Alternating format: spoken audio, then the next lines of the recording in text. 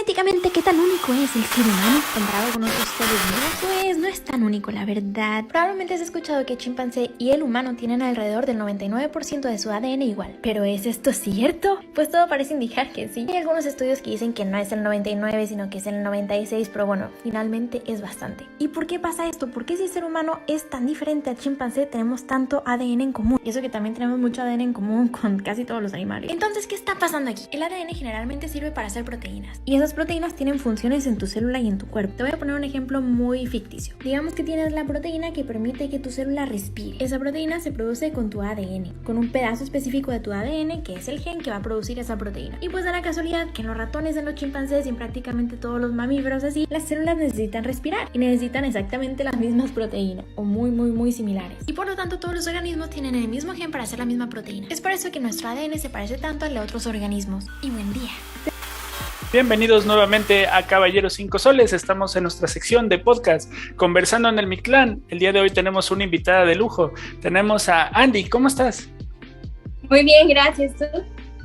Perfecto, preparado. Es un gusto tenerte nuevamente en el canal, ya que tenemos un Promesas Digitales con ella. Si aún no la conocen, por favor, pasen a ver el Promesas Digitales. Seguro van a encontrar cosas muy interesantes. ¿Preparada, Andy, para el podcast del día de hoy? Claro que sí. Vamos a abrir con, obviamente, un poquito sobre ti. Nos quedamos con que estabas en Francia, estabas realizando tus estudios y ahí nos quedamos. Platícanos un poquito más sobre qué es lo que ha pasado. Pues bueno, sigo haciendo mis estudios. Voy a terminar este mes, se supone. Ya presenté la tesis de mi maestría. Nada más me falta terminar el internship, las pasantías. No sé cómo se traduce exactamente. Pero ya lo termino el 30 de junio y a buscar doctorados. Genial. Sí. Platícanos un poquito para los nuevos suscriptores. ¿Qué estudiaste y de qué fue realizando tu maestría? Sí, estudié 3 años medicina en México y luego me cambié a biología celular y fisiología. Y esa la estudié en Francia, la licenciatura. Y terminando eso apliqué a la maestría en la misma universidad, que es la Universidad Toulouse 3. Y pues ya estoy terminando esa maestría, es en biología y salud y estoy haciendo como especialidad en ingeniería genética. Excelente. es bastante, pues cómo llamarlo, bastante interesante en cuestión de que el enfoque que manejas, todo el cambio que tuviste de México a Francia. Platícanos un poquito, ¿qué fue lo más complicado de adaptarte en cuestión de ya algo laboral en estar en Francia? Laboral, bueno, hay muchos shocks culturales. Yo también en México trabajé más como mesera y cosas así, no tanto en laboratorios, pero en Francia, al menos lo que yo he trabajado, tienen un horario de trabajo mucho más relajado también. Y, o sea, por ejemplo, mi jefa llega a trabajar a las 10 de la mañana, yo he llegado a las 8 y no hay nadie en el laboratorio, ¿sabes? Un poquito, hay un episodio en Mil en París donde pasa algo así y sí, es bastante real.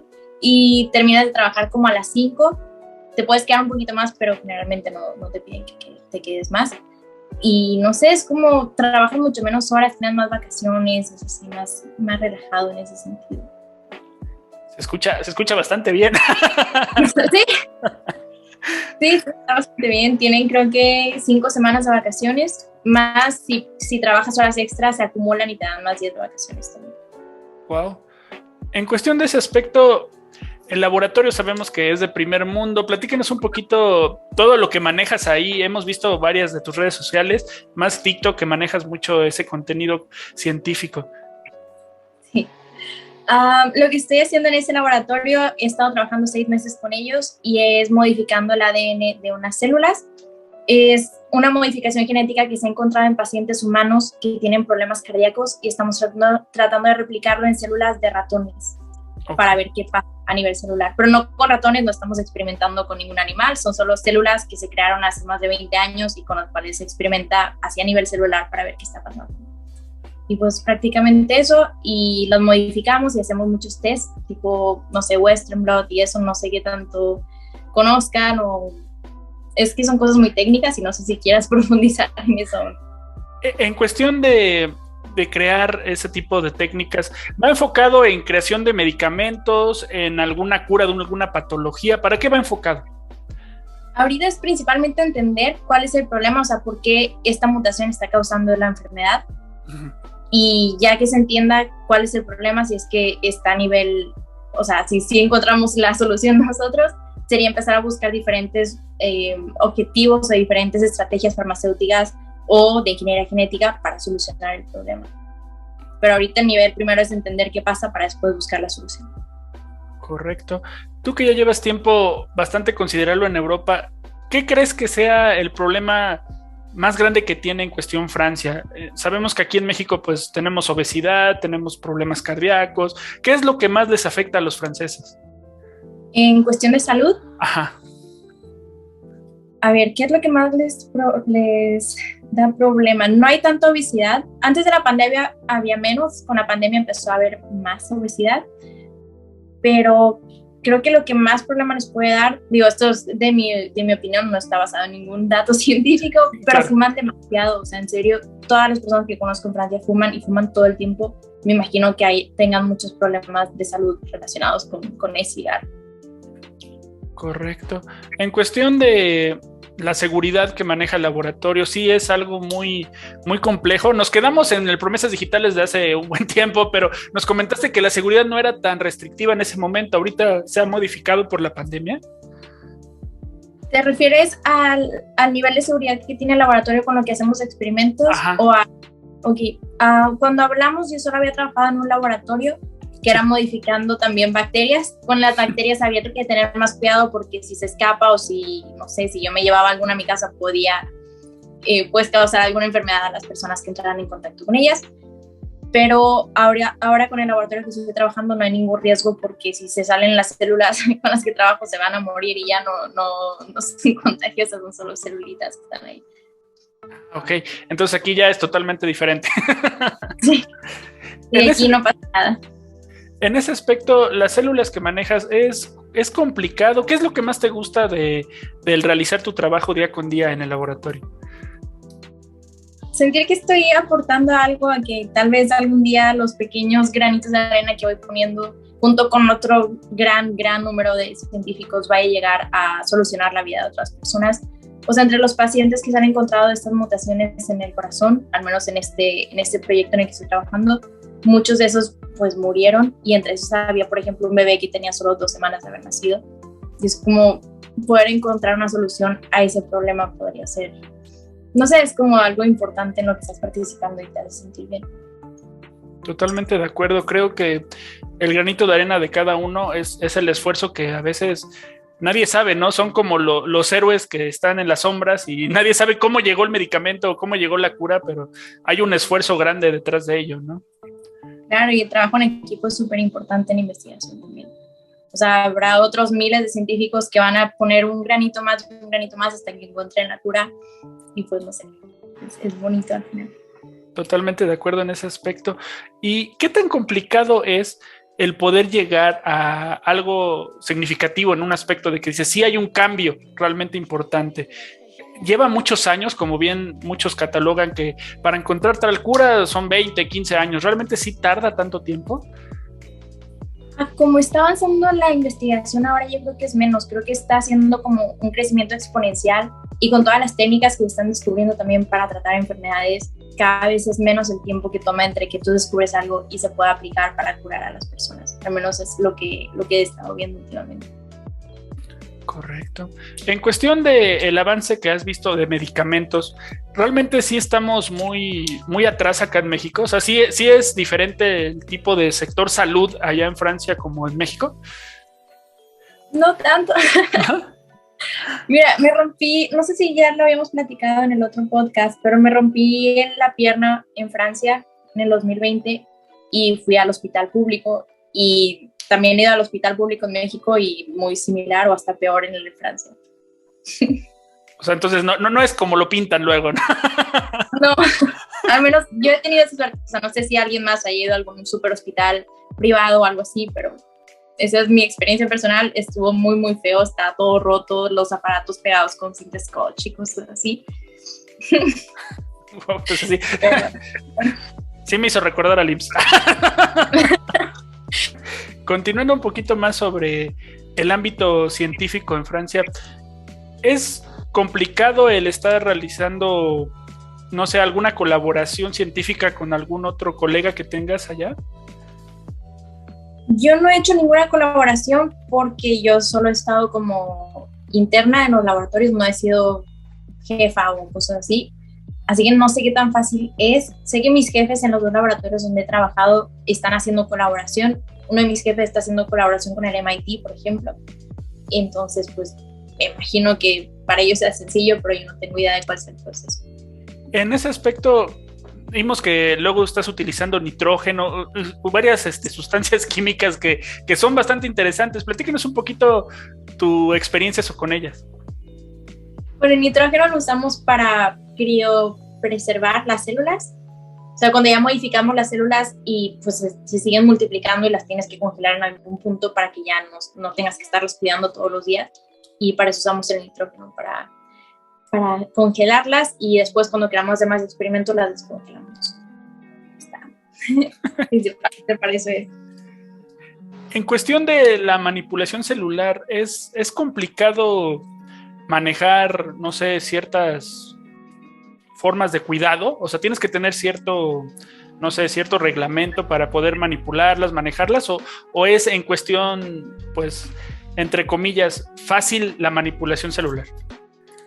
Depende del tipo de células. Hay células que te exigen más cosas que otras. Hay células que necesitas, por ejemplo, o sea, los creces en diferentes platos de plástico y hay células que necesitas que le pongan un coating como de una especie de pegamento para que se adhieran bien al plato. Entonces tienes que hacer toda la mezcla para ponerle el coating y esperar cierto tiempo antes de poner las células. Hay otras células que no necesitan nada más las pones y ya está, súper fácil. Y siempre tienes que estarles cambiando la comida, por ejemplo, eso sí. Tienes que estarles poniendo como diferentes químicos casi todos los días. Depende de las células. Hay células que necesitan todos los días y otras que no. Entonces, pues, tienes que estar calculando siempre las diluciones de estos químicos y sí estarlos cambiando todo el tiempo. En la parte de el momento laboral que estás manejando ahorita en Francia, ¿qué es lo que más te ha gustado realizar? Yo creo que eso de la modificación genética me da mucho la atención y cuando, o sea, tú tienes a tus clones, a ver, ¿cómo lo explico de forma sencilla, sin visualización de nada, sin escribir en un pizarrón? Nosotros modificamos muchas células al mismo tiempo, pero no se sabe exactamente cómo van a ser modificadas porque todavía no existe esa tecnología para modificar exactamente 100% seguro algo. Entonces tienes un montón de células modificadas y no sabes cómo se modificó cada una y las tienes que separar para después analizarlas. ¿Me explico? Y lo que hacemos es que intentamos poner una célula por cada pocito en platos súper grandes, como muchísimos pocitos. Y esas células, en teoría, si todo funciona bien, si sobrevivieron a la modificación, se empiezan a multiplicar. Entonces asumes que las células que están en cada pocito vienen de una célula original que tú pusiste. O sea, son clones de esa célula. Y en teoría todas tienen la misma modificación genética, no sé si me estoy explicando. Sí, me surgió una duda en ese aspecto. ¿Cómo logran enfocar en la célula dependiendo su forma? En cuestión de que sabemos que el cordón umbilical tiene células, luego ves que se llaman las totipotenciales, todo ese tipo de células que tienen mayores beneficios. ¿Hay forma de que si obtienes ese tipo de células consigas mejores resultados? ¿Cómo? ¿Me podrías explicar un poquito más la pregunta? En cuestión de que luego en algunos hospitales cuando nace tu bebé dicen guarda el cordón umbilical porque tiene células que le van a ayudar.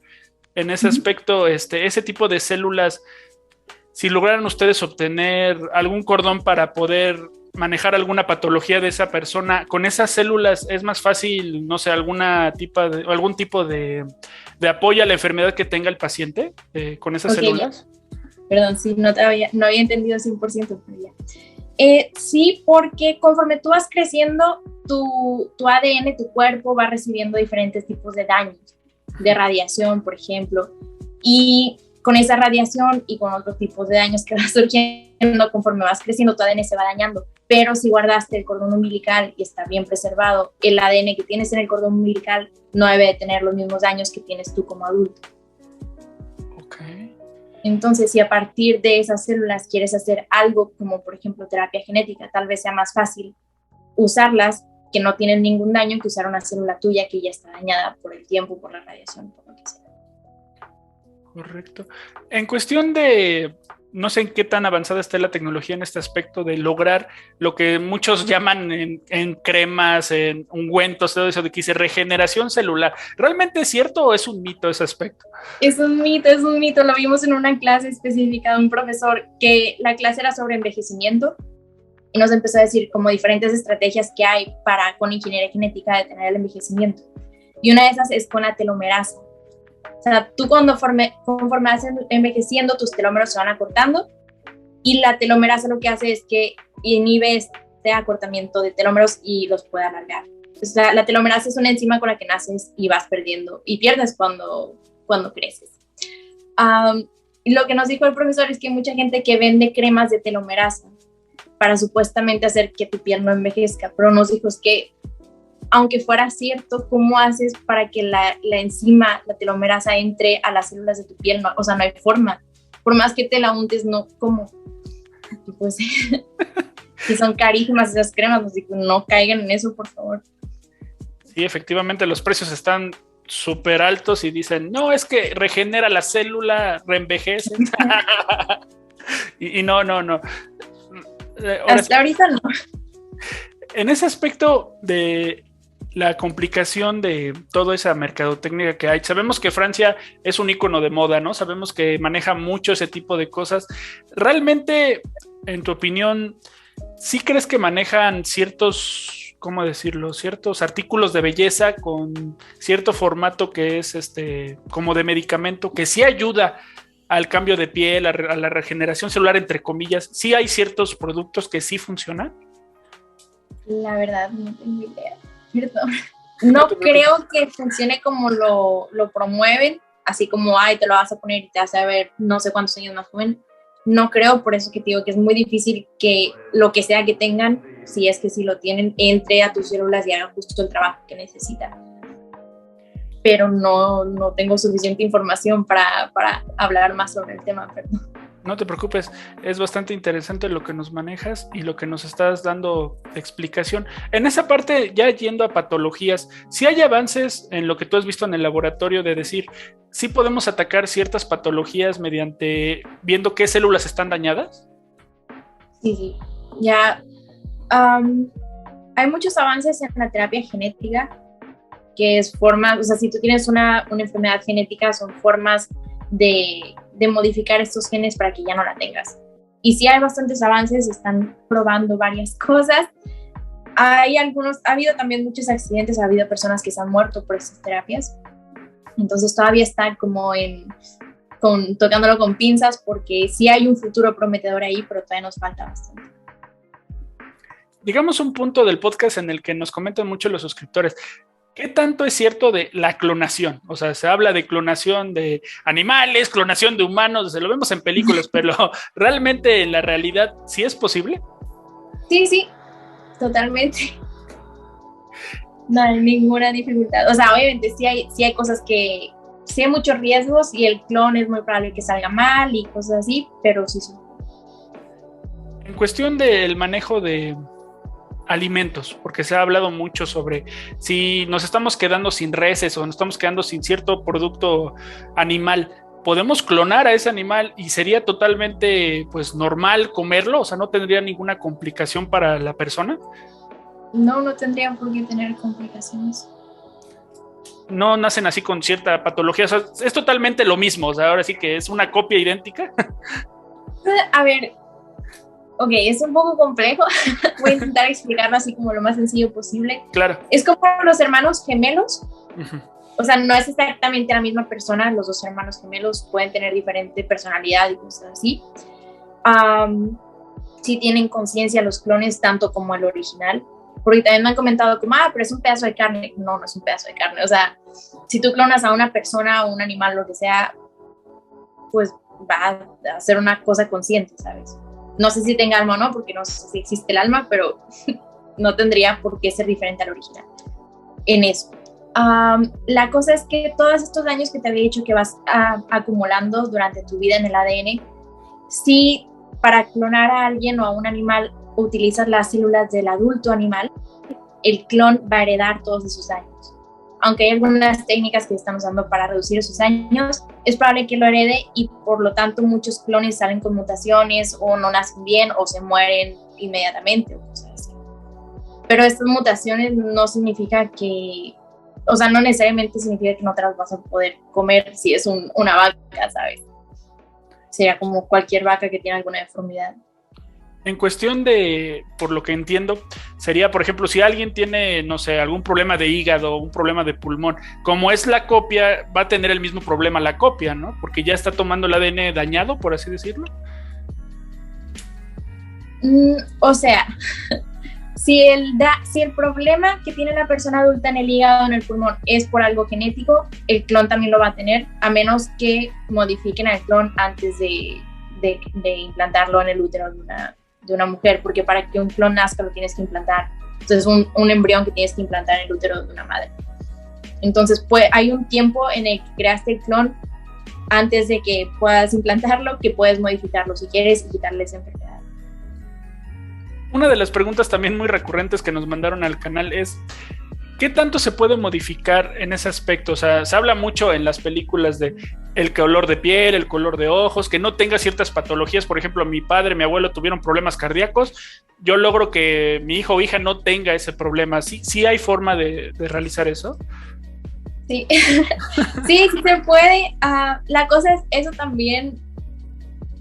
Mira, con las células que yo trabajo, estoy trabajando directamente con las células con la edición genética y solo estoy modificando un gen. Y de ese un gen, solo como el, no sé, 6% de las células se modifican bien, como yo quiero, y sobreviven. Entonces, para poder hacer esa modificación en un solo gen, no sé cuántos embriones tendrían que sacrificarse para lograrlo. Y esto es solo un gen. Puede ser que tu enfermedad, la que te da miedo transmitir a tu hijo, sea 10 genes. Entonces, para modificar bien esos 10 genes en un embrión, no sé cuántos embriones van a tener que salir mal para que ese embrión pueda nacer bien. No sé si me estoy explicando, ¿no? Entonces es un sacrificio bastante grande que tal vez depende si las personas piensan que tienen alma o no, o cuándo empieza el alma o lo que sea, lo pueden ver como algo bastante cruel o no. No sé, es un tema ético ahí bastante complicado. Y hay muchísimos científicos que forman parte de una especie de consejo que está tratando de decidir si deberíamos hacer esto o no. O sea, si el ser humano tiene el poder de erradicar todas estas enfermedades, tal vez sería irresponsable no hacerlo. Pero no sé, es un tema ahí muy, muy complejo, muy filosófico y ético.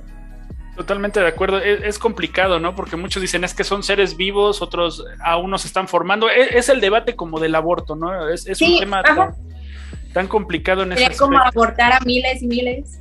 Sí. Para que nazca uno bien. No sé, es un tema muy complejo que va más allá de mí. Totalmente de acuerdo, de cualquiera que ahora sí que no es de solo de una persona, ¿no? Es un comité, pero aún así queda la duda, ¿no? De saber si realmente estamos haciendo lo correcto. Eso, además de que también esas modificaciones que se hagan en los embriones van a ser heredables para los hijos de estos bebés que nacerían sin enfermedades. Y eso va a crear que sea una especie de seres humanos diferente a la nuestra. Sí. Y todos los problemas sociales que eso va a implicar. Por ejemplo, si tienes una compañía de seguros, no le vas a dar el mismo seguro a alguien que no se va a enfermar nunca, a alguien que sí. ¿Sabes? Y la película de Gata, que hace cuenta lo mismo, sí. También va a haber toda esta diferencia aquí. Pero claro, por si no la has visto, te la resumo rápido sin spoiler. Es una película que se filmó en 1997 y hablaba de un futuro en el cual pasaban dos cosas muy importantes. Uno, podías conocer el ADN de todo el mundo y se basaban en esto para, por ejemplo, contratarte o no para un empleo. Y la segunda cosa muy importante que pasa ahí es que modifican a los bebés antes de que nazcan para que sean su mejor versión posible. Ahora, regresando a la cuestión. Va a ser difícil. Yo creo que sí va a pasar de todas formas, pero pues hay que hacerlo con mucho cuidado. Es que como lo que nos comentas, obviamente, en la parte general, como nosotros que no sabemos el conocimiento exacto, la realidad es que esa prueba y error, ¿no? Estar buscando lograr modificar el gen, pero no sabes cuánto tiempo te va a llevar, ¿no? Si puede salir a la primera o en el 1000, ¿no? Sí, es el problema con la biología, es demasiado caótico, no es tan predecible, no es una ciencia tan exacta. Entonces, puede ser que salga bien, puede ser que no, todo es posible ahí. Efectivamente. En cuestión de la parte un poquito cultural, ¿te ha costado trabajo el ámbito laboral? O sea, ¿sí es complicado que los franceses se abran con otras personas que no son de su nacionalidad y así? Sí, además, cuando esto lo he discutido con más amigos latinos también, cuando tienes un acento al hablar francés, bueno, primero que nada, los franceses que yo conozco, casi ninguno habla inglés ni otro idioma. Y ni siquiera en mi laboratorio, donde son personas con doctorado y postdoctorado, hablan inglés para nada, nadie. O sea, mi inglés es mejor que el francés. Sí, es puro francés. Y cuando tú hablas francés y tienes un acento, te toman un poquito como tonto, como tonta. Y eso me pasa bastante. O sea, intento decir algo y no me sale bien, entonces no me toman en serio. O el otro día, por ejemplo, estaba hablando mi jefa del nitrógeno, que en francés se dice azote. Y yo no sabía, entonces me dijo, tienes que azotar las células. Y yo como... ¿Azotarlas? Ajá, sí, yo pensé con un látigo. Y ella como, ¿cómo no sabes cómo se azota una célula? ¿Cómo estás aquí si no sabes? ¿Cómo, o sea, qué te enseñan en México? Y yo como, pues es que dime cómo se... O sea, nunca había escuchado que alguien azotara hasta que ya después una compañera me dijo, es el símbolo N en la tabla periódica. Y yo, nitrógeno, ok. No es que estoy tonta, ¿sabes? O sea, nada más no sabía que se decía así. No sé, como muchos problemillas así que... Pero en ese aspecto creo que entonces sí están algo como bloqueados al cambio, a la modificación, a poder aportar a los demás, ¿no? O sea, como que dicen, te tienes que enfocar a como lo hacemos nosotros y te acoplas a solo francés, a solo estas cosas y no hay biodiversidad, por así decirlo. Son muy orgullosos de su cultura, eso es verdad. Y en mi laboratorio estamos de extranjeros un chico de Toronto y yo. Y el chico de Toronto solo habla inglés, entonces no habla con nadie más que conmigo. Ok. Y sí está como, sí son bastante cerrados en ese aspecto. Pero también quiero creer que has aprendido muchísimo, ¿no? Estando en un lugar que realmente maneja tanto conocimiento y tienen ciertas, pues, ¿cómo decirlo? Ciertas cosas que no podrías tener en otros laboratorios, quiero creer. Sí, claro, pues es el mejor laboratorio de Europa en investigación de biología. Se supone que es el mejor de Europa en todo, pero no estoy segura, porque el CERN también es excelente y no sé si sea mejor el CERN o el CNRS. Pero sí, se supone que estoy en el mejor laboratorio de Europa, el segundo mejor del mundo. Creo que no podría ir mucho más arriba en ese sentido. Me siento muy afortunada. Exacto, es vivir el sueño, ¿no? Sí. Con eso nos vamos a quedar en este podcast científico. Por favor, Andy, platícanos, ¿en qué redes te podemos encontrar? Estoy en TikTok como Andy Enríquez o Andy.Enríquez y en Instagram como andyenriquez.i. Excelente, queridos suscriptores, por favor, si aún no conocen a nuestra invitada del día de hoy, vayan a ver todo el contenido cultural y científico que maneja nuestra invitada, es bastante interesante. Y también, si aún no están suscritos a Caballeros 5 Soles, por favor, déjanos tu follow, así nos ayudas mucho a continuar todo el contenido geek, cultural y deportivo que manejamos. Ha sido un gusto, Andy, nos vemos en la próxima emisión de Conversando en el Mictlán. Gracias, igualmente. Bye, bye. Bye.